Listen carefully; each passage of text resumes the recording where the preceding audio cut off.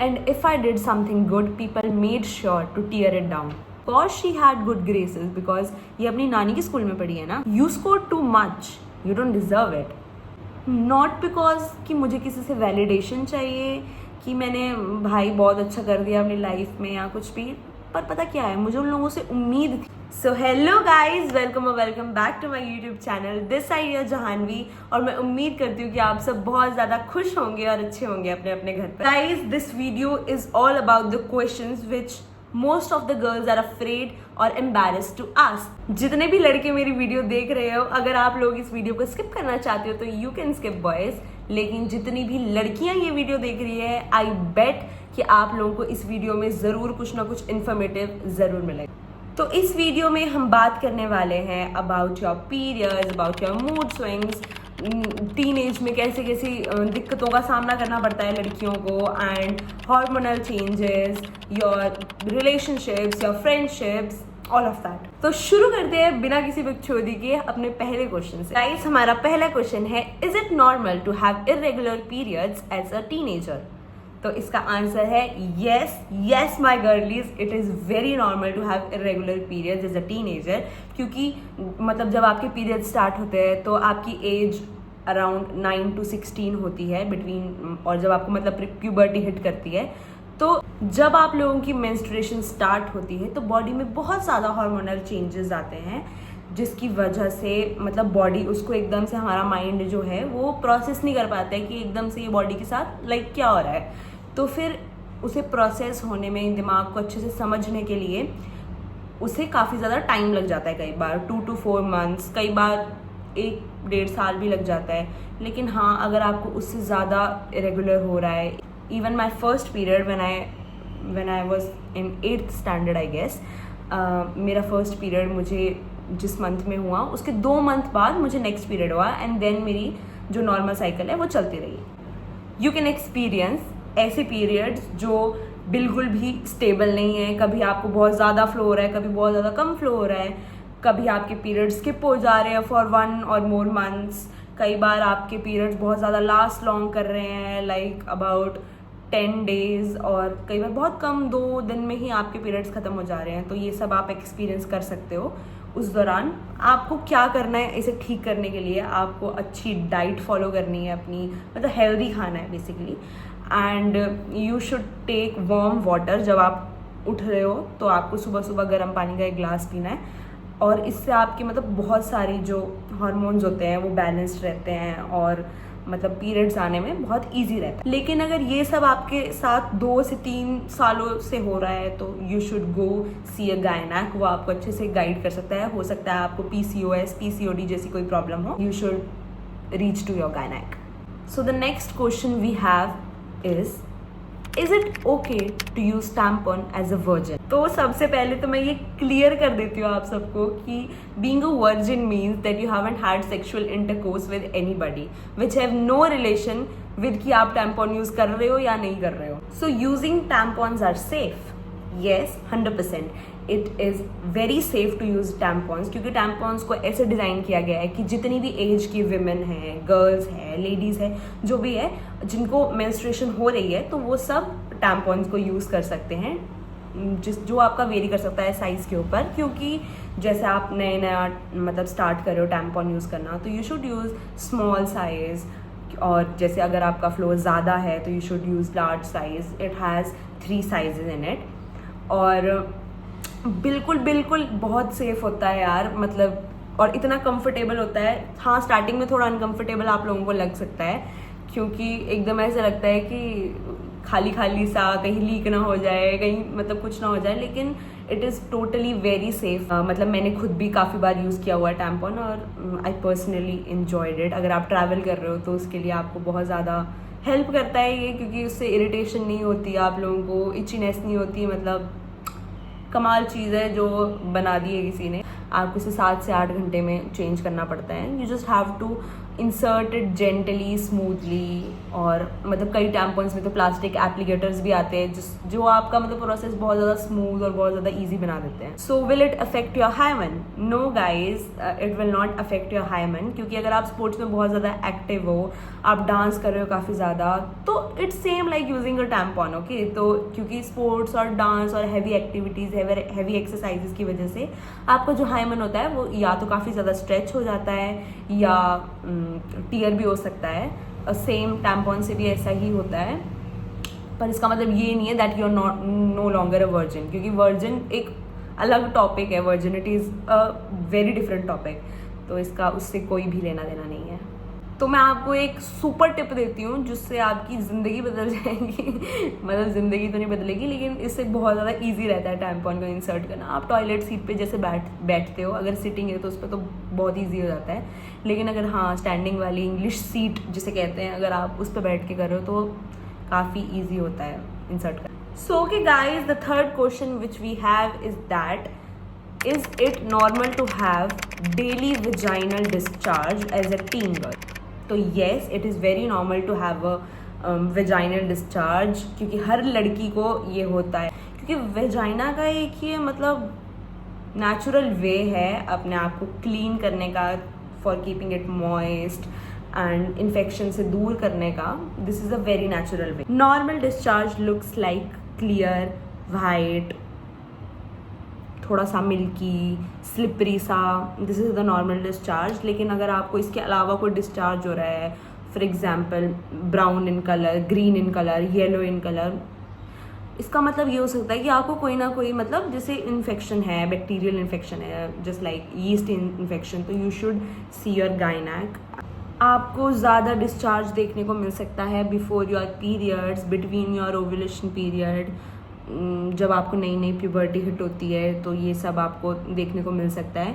और हाँ, अगर आप लोग इससे ज़्यादा अनकंफर्टेबल हो रहे हो तो you should use panty liners, जिससे आपको एकदम नॉर्मल रहेगा. मतलब उसके बाद आपको ऐसा गीला गीला जो भी फील होता है वो नहीं होगा, और आप अनकंफर्टेबल, इचिंग, रैशिंग, ये सब प्रॉब्लम्स नहीं रहेगी. So the next question we have is that why do I cry और गेट इमोशनल समटाइम्स?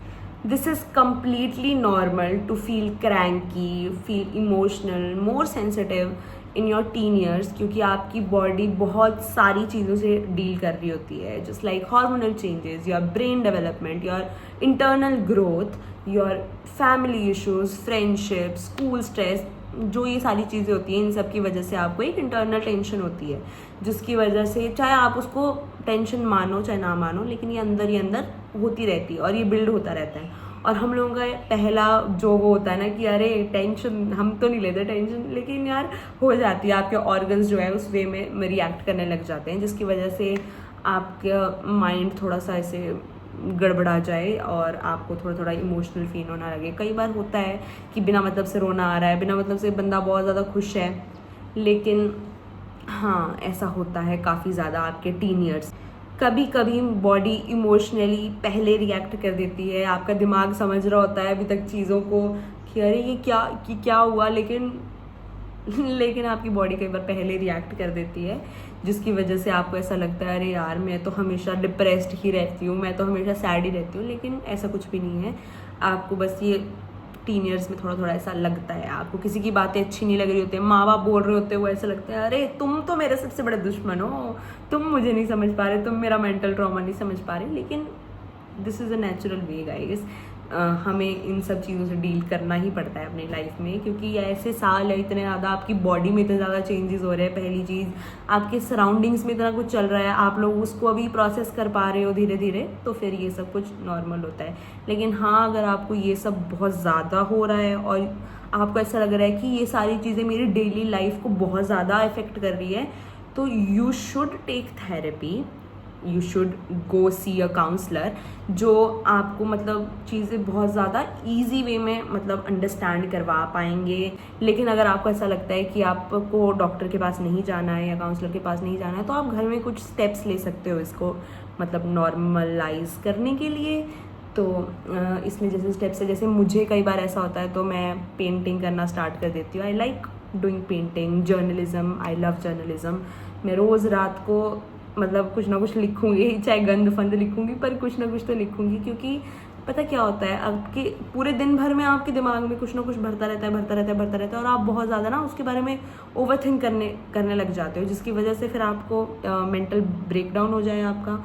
तो बेटर यही होगा कि अगर आपको अपना पैटर्न पता चल जाए एक बार, तो फिर आपको उसको खुद ही ठीक करना पड़ता है बाय द टाइम। और जो आपकी हॉबीज़ है, जैसे किसी को गाना पसंद है वो गा सकता है, किसी को नाचना पसंद है वो नाच सकता है, किसी को रीडिंग पसंद है, रीडिंग भी बहुत ज़्यादा हेल्प करती है इन सब चीज़ों में।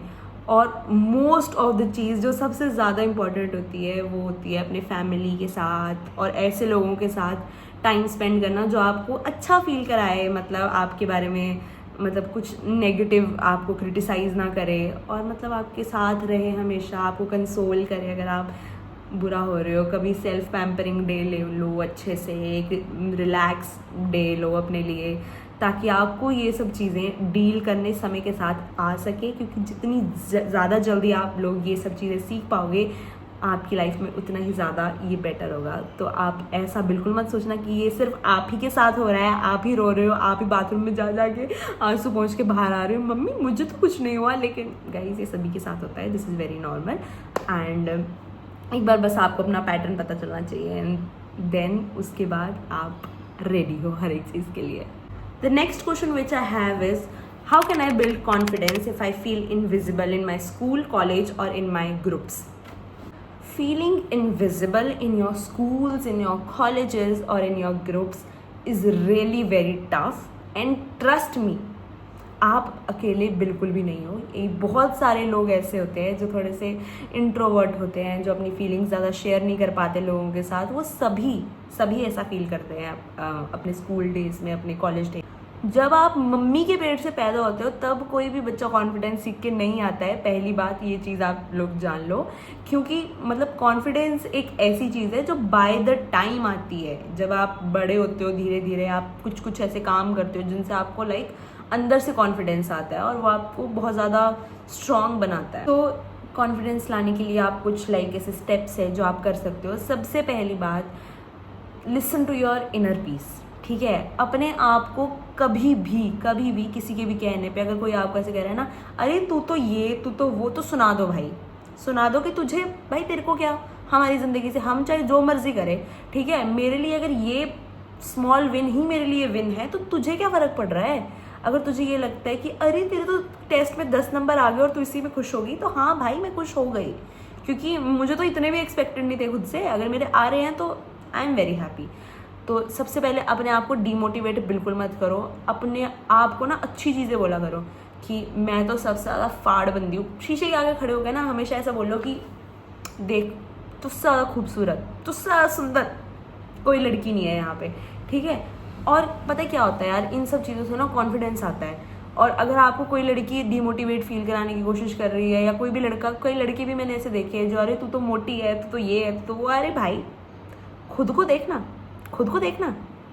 स्टार्ट जर्नलिज्म, क्योंकि अगर आप अपने जर्नल में रोज़ मतलब ऐसी एक बात भी लिखोगे ना कि हाँ पूरे दिन में मैंने आज ये अच्छा किया, just like speaking up in class और हेल्पिंग समवन, किसी को पेन भी दे दिया ना अगर, वो भी लिखो कि मैंने आज इसको पेन दिया और उसके चेहरे पे जो खुशी वो पेन लेकर आई, चाहे वो आई भी ना हो, पर लेकिन लिखो ऐसा कि जो आई, क्योंकि उसको उस टाइम ज़रूरत थी और मैंने उसकी ज़रूरत को पूरा किया है, ठीक है। तो ये सब चीज़ें लिखा करो, और क्योंकि इससे ना सेल्फ एफर्मेशन मिलती है यार बहुत ज़्यादा। और आप कर सकते हो अपनी हॉबी पे काम करो, ठीक है। अगर आपको मतलब सिंगिंग करना अच्छा लगता है तो यू शुड रिहर्स, ठीक है। आप अपने सुर ताल निकालो और आप गाओ, मतलब इससे आपको एक अंदर से ना ऐसे पीस मिलेगी। आपको पेंटिंग करना चाहते हैं पेंटिंग करो, आपको लिखना अच्छा लगता है लिखो, आपको बुक्स रीड करना अच्छा लगता है तो आप रीडिंग करो। मतलब बहुत सारी चीज़ें हैं ऐसी जिस पे आप काम कर सकते हो। लेकिन पहले ये पहचानो कि आपको आपके अंदर कौन सी स्किल है और अपनी उस स्किल के ऊपर काम करो। द थर्ड स्टेप जो आप लोगों को करना है वो है कि एक दोस्त पकड़ो, कोई एक ऐसा बंदा पकड़ो जो बहुत ज़्यादा ईजी है अप्रोच करने के लिए काफ़ी ईजी है। कोई लड़का कोई लड़की कोई भी, अगर आपको ऐसा लग रहा है कि हाँ भाई ये बंदा मुझे जज नहीं करेगा क्योंकि ठीक है, क्योंकि इस मतलब ये अच्छा लग रहा है, मतलब तो उससे जाके बात करो, स्मॉल कन्वर्सेशंस करो और देखो कि वो बंदा आपका दोस्त बनने के लायक है या नहीं है। सबसे बड़ी बात, हम लोग सोचते हैं ना ऐसा कि अगर हम ज़्यादा बोलेंगे तो उनको लगेगा कि हमारे अंदर कॉन्फिडेंस और वो हमारे दोस्त बन जाएंगे। तो ये बहुत ही ज़्यादा गंदा तरीका है दोस्त बनाने का, क्योंकि मुझे नहीं लगता बोल बोल के आपका कोई दोस्त बनेगा, कभी नहीं बनेगा। तो आपको लोगों को सुनना पड़ेगा उसके लिए, ठीक है, क्योंकि लोगों को पसंद है कि कोई हमें सुने, क्योंकि आजकल की दुनिया में यार कोई किसी को सुनना नहीं चाहता, ठीक है। और आप लोगों को सुनना है लोगों को, अगर आप सुनोगे ना तो सबको लगेगा नहीं यार ये मुझे सुनती है और मतलब मैं इसके साथ अपनी प्रॉब्लम शेयर कर सकता हूँ। और एक बार अगर आप वो इंसान बन गए जिसके पास लोग अपनी प्रॉब्लम्स लेकर आ रहे हैं, then my girl you've made a friend। Use your body language, stand straight, अपने मतलब जो बैक है उसको स्ट्रेट रखा करो और अच्छे से ड्रेस हुआ करो। जब भी किसी से आई कांटेक्ट हो रहा है हल्की सी स्माइल दिया करो, क्योंकि इससे ना इन सब चीज़ों से ऐसा लगता है कि सामने वाला जो है वो आपको मतलब ईजी है काफ़ी ज़्यादा आपके साथ, और आप इस बंदे से जाके बात कर सकते हो सीधे सीधे। और इन सब चीज़ों से ना आपके ब्रेन को सीधा मैसेज जाता है कि कॉन्फिडेंस फेंकना है लोगों के मुंह के ऊपर, तो वो ब्रेन फेंक देता है, उसका वो काम होता है। Last but not the least, आप लोगों को ये एक्सेप्ट करने की ज़रूरत है कि हर कोई आपकी वर्थ को नहीं देखेगा। आप चाहे कितना ही अच्छा काम कर दो, लोग उसे अप्रिशिएट नहीं करेंगे। जब तक आप खुद की रिस्पेक्ट ना कर रहे हो, जब तक आप खुद को अप्रिशिएट नहीं करोगे, लोग कभी भी आपको अप्रिशिएट नहीं करेंगे। बाय द टाइम इन सारी चीज़ों से आपका एक छोटा सर्कल बन जाएगा, ठीक है, जिस मतलब जो जहाँ पे लोग आपकी सच में एक्चुअल में वैल्यू करेंगे। और अपने आप को ना इसी सेल्फ अफर्मेशन वाली चीज़ें ना बोलते रहा कर। से things like my presence always matters to me even if it is not loud. I am growing in my way and being different doesn't mean being less. So the next question which we have is that how to deal with fake people and toxic relationships. First of all, accept that everybody is not meant to stay. मैंने कहीं ये सुना था कि अगर कोई आपसे प्यार करता है, आपका सच्चा दोस्त होता है, तो वो कभी भी आपको छोड़ के नहीं जाता है। लेकिन अगर वो चला जाए तो इसका मतलब होता है कि वो कभी भी आपका था ही नहीं। दोस्तों देखो, जो कई लोग आपकी ज़िंदगी में सिर्फ तभी आते हैं क्योंकि वो होते हैं एज अ लेसन, ठीक है। भगवान चाहता है कि आप लोग सीखो, डील करना सीखो चीज़ों से, कि हार्ट ब्रेक्स कैसे होते हैं और मतलब धोखा क्या चीज़ होती है। तो भगवान अपना एक वे क्रिएट करते हैं। आई नो उनका प्रेजेंस, उनका जाना हमारी लाइफ से बहुत ज़्यादा पेनफुल होता है, उसके बाद उनके मतलब चले जाने के बाद काफ़ी ज़्यादा पेनफुल होता है, क्योंकि बंदा तो चले जाता है भाई, यादें तो दिमाग से नहीं जा सकती ना आसानी से। लेकिन आपको करना क्या है, आपको मूव ऑन करने की कोशिश करनी है उन लोगों से। छोड़ो भाई, मूव ऑन करो, क्योंकि देखो जितना ज़्यादा आप किसी से अटैच होगे उतनी ही ज़्यादा आपको दिक्कत होगी उस इंसान को छोड़ने में। तो पहली चीज़ तो यही है कि आपको इतना ज़्यादा कभी किसी पे ट्रस्ट करना ही नहीं है, चाहे वो आपका कितना ही अच्छा दोस्त हो, कि भाई हम तो हमेशा तेरे रहेंगे, हम दिल दे चुके सनम टाइप्स, ऐसी कोई चीज़ें नहीं करनी। और बेटर यही होगा अगर वो आपकी लाइफ से चले जाए ना, टाइम रहते चले जाएं।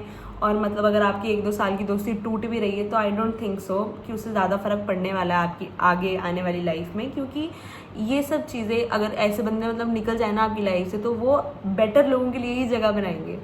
You know guys, what is the worst part of growing up? इस चीज़ को रियलाइज़ करना कि जिन लोगों को आप दोस्त बुलाते थे were never really your friends.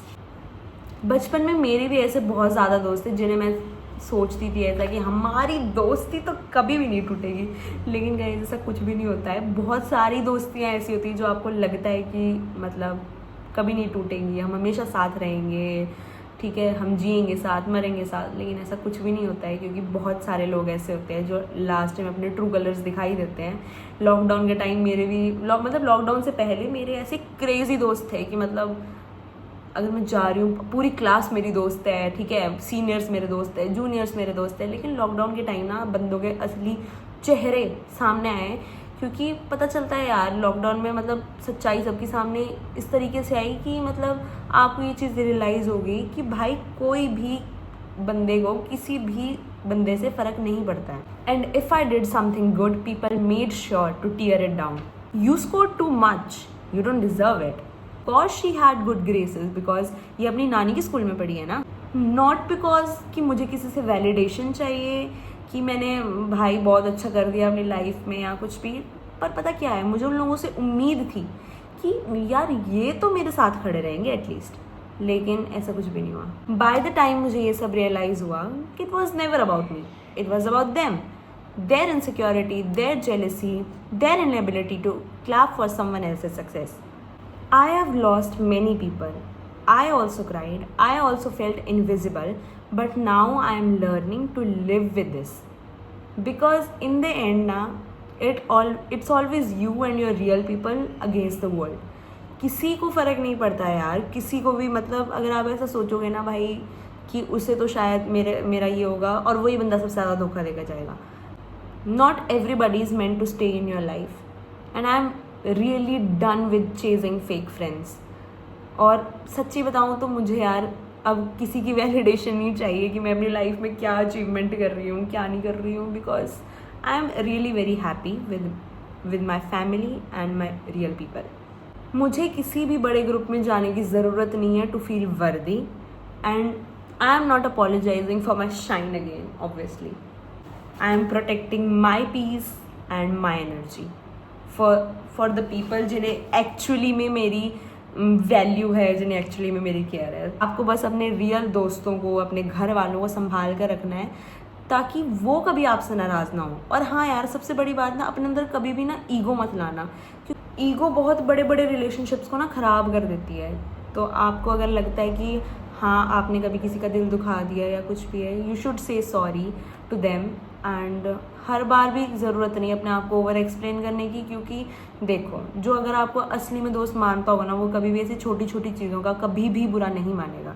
मेरी बेस्ट फ्रेंड है स्नेहा, जिसके बारे में मैंने आपको बताया ही था. अब देखो, मेरे फादर बहुत ज़्यादा बीमार थे उसके बर्थडे के टाइम पे, एंड हम लोग हॉस्पिटल में थे, तो मेरा पूरा दिन निकल गया और मैं भूल गई भाई कि इस बंदी का बर्थडे आज, सोचो, और मैं उसका बर्थडे भूल गई. लेकिन जब मुझे याद आया और मैंने उसको दोपहर को 12-1 बजे जाकर विश करा और मैंने उसको बताया भाई, और ऑब्वियसली मतलब उसको बुरा लगा कि वो मुझसे एक्सपेक्ट करती है सबसे पहले कि मैं उसको बर्थडे विश करूँगी, लेकिन मैं भूल गई यार. तुम सोचो उसको कितना बुरा लगा होगा यार. लेकिन तब जब मैंने उसको अपनी प्रॉब्लम एक्सप्लेन करी, सब कुछ बताया, तो उसने एक बार भी मुझे ऐसा नहीं बोला कि जानवी कि हाँ कि मैं तेरे से नाराज़ हूँ या कुछ भी, बल्कि उसने मुझे समझा और इस चीज़ को कहा कि तुझे टेंशन लेने की ज़रूरत नहीं है, अभी तू बस अपने पापा का ध्यान रख और उनके साथ रह, उनके साथ ज़्यादा टाइम स्पेंड कर, और हम तो हमेशा ऐसे ही हैं, हम तो समझ जाएंगे हमेशा एक दूसरे की सिचुएशन को. क्योंकि यार अगर आपके अच्छे दोस्त ही आपकी सिचुएशन नहीं समझ पाएंगे ना, तो मुझे नहीं लगता ऐसे दोस्तों का कोई भी फ़ायदा है. आई गेस ये वीडियो ऑलरेडी बहुत ज़्यादा लंबी बन चुकी है, एंड मैं आप लोगों का ज़्यादा टाइम नहीं लूँगी, तो हम बाकी की वीडियो पार्ट 2 में शूट करेंगे अगर पास, क्योंकि ऐसे और बहुत सारे क्वेश्चन हैं जिनका मैं आप लोगों को बताना चाहूँगी. तो okay guys, that's it for my video. अगर आपको पार्ट 2 देखना है तो पार्ट 2 कॉमेंट ज़रूर कर देना मेरी वीडियो के एंड में. And I hope you guys enjoyed watching it. और ऐसे बहुत सारे क्वेश्चंस के आंसर जानने के लिए please DM on my Instagram. So okay guys, that's it for my video. I hope you guys enjoyed watching it. Don't forget to like, share and subscribe. And मिलती हूँ आपसे नेक्स्ट वीडियो में. तब तक के लिए अपना ध्यान रखना. Bye bye.